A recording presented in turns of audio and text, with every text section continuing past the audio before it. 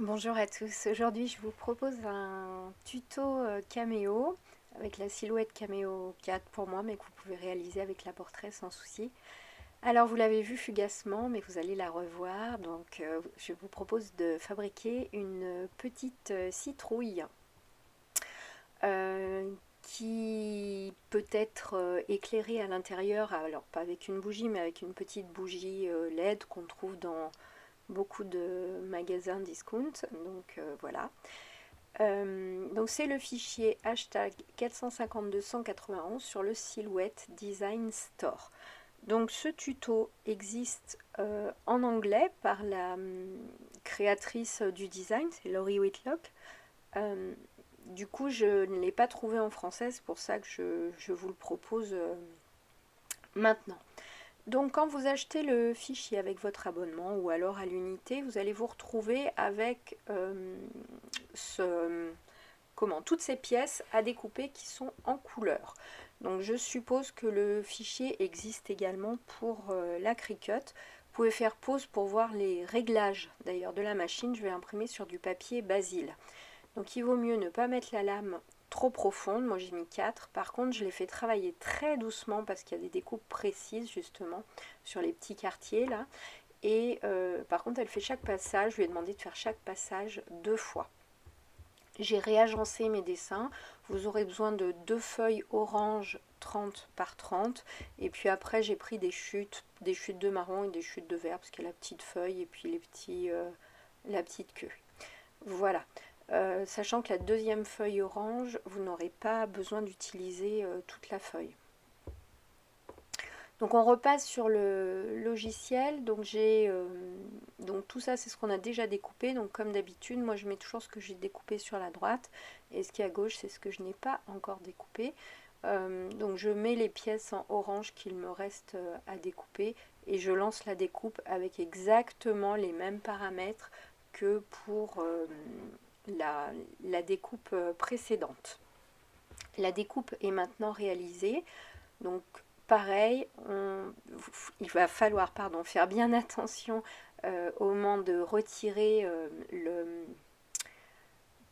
papier du support adhésif de la feuille de découpe parce qu'il y a des découpes qui sont quand même assez précises et un petit peu en dentelle. Du coup, faut vraiment faire attention pour ne rien déchirer. Vous voyez que ça s'est pas... Franchement, ça s'est bien passé. Donc ensuite, il me reste les petites queues et puis les feuilles. Donc j'utilise des chutes, vous avez vu, je ne les mets pas les unes à côté des autres. Du coup, quand je vais repasser là sur le design, je vais faire attention pour placer mes éléments à l'endroit où j'ai mis mes feuilles. Donc par exemple sur les marrons, les 2 dernières ne vont pas rentrer. Donc ce que je vais faire, c'est que je vais les décaler pour qu'elles rentrent sur l'autre partie du papier marron. Voilà, j'ai 3 bouts de papier. Vous pouvez vous aider de vos repères de découpe qui sont sur la feuille de découpe et ceux sur le design, sur le Silhouette Studio qui sont identiques. Ensuite, je récupère toujours ce qui reste en petite chute. Donc la découpe est bien réalisée globalement. Vous ferez marche arrière et pause pour voir le réglage. Je suis désolée, je ne l'ai pas noté. Je crois que je suis restée sur le même que sur le papier orange. Par contre, mon papier vert était un petit peu plus épais. Mais au final, vu que j'ai fait 2 passages, j'ai pas eu j'ai pas eu de soucis, tant de soucis que ça. Pardon, ça s'est bien découpé. Ensuite, alors c'est optionnel. Moi, j'ai choisi de le faire. La créatrice nous le montre également comme ça. Vous avez des petites pièces en vélum, en papier calque, pardon, pour recouvrir chaque petit quartier. Alors c'est complètement optionnel. Moi, j'avais envie de le faire. Donc mon vélum est assez épais, 90 grammes. Donc du coup j'avais mis 2 passages et en fait il m'a fallu quand même un troisième passage et vous allez voir après il se découpe pas forcément bien. Alors ce qu'il y a de parfait avec le papier calque, c'est que quand justement la découpe est pas nickel, si vous pliez le papier à l'endroit de la découpe, après il s'enlève. Il y a pas, il y a pas de résidu. Voilà, c'est mieux que le papier. Ça marche avec le calque, donc le vélum, et Je vais le retrouver, et le papier craft. Voilà. Donc ensuite on passe au collage, montage. Donc vous allez voir, il y a peu de choses à coller. Alors j'utilise la colle action, la tacky glue et et un petit applicateur qui se bouche tout le temps. Donc en fait j'en ai acheté un petit stock pour les remplacer, puisque bon bah voilà, c'est pas très cher et ça se bouche absolument tout le temps. Donc comme ça j'ai plusieurs petits flacons avec ces embouts de précision, ces embouts aiguilles. Alors j'ai essayé plusieurs marques, hein. Franchement c'est tout pareil, hein, que ce soit Amazon, Craftelier, etc. Ils se bouchent forcément tous. Donc après je colle le petit feuillage et là en fait je me rends compte que je ne l'ai découpé qu'une seule fois, ce qui fait que de l'autre côté j'ai en orange, donc ça me plaît pas. Donc ce que je vais faire c'est que je vais coller toutes mes parties marron, et ensuite je vais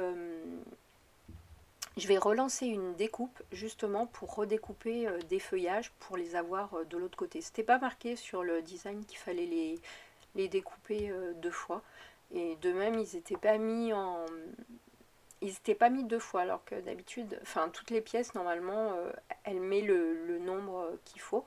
Donc je vais faire cette découpe dans ma petite chute. Donc j'ai bien regardé mes repères. Donc ensuite j'ai un petit peu ralenti cette partie pour vous montrer. Vous allez ouvrir la fenêtre de réplication et il va falloir faire une symétrie axiale pour retourner la feuille. Donc c'est assez simple, vous faites la même manip avec la feuille et la queue, et du coup vous les aurez dans le bon sens.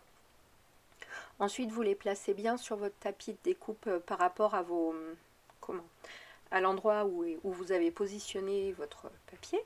Et puis voilà, il faut juste coller les deux dernières petites feuilles et la petite queue de la citrouille, et toute la partie colle est terminée.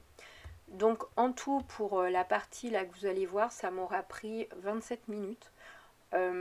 Juste collage, montage.